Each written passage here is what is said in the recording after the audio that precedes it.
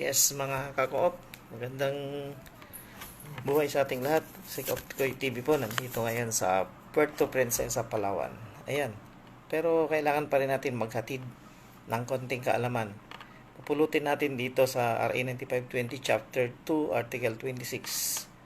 Ayan, yung tanong kasi dati sa akin na member daw ba ng kooperatiba kahit ilan lang ang share capital regular na. Ito, sasagutin natin. Article 26, kind of membership. A cooperative may have two kinds of membership, two with one regular member and yung isa is associate. Paliwanag po natin.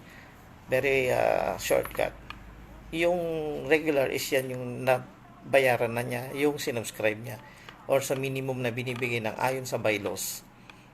Yun nga, dun sa general rule nakalagay, pwedeng 100, 200, hindi lalampas ng 1,000. Hindi pwedeng 150, hindi pwedeng 250, 75. Pag nabuo nyo kung 1,000 o 500, regular member, you can avail all services, lahat na, voting rights. Yan.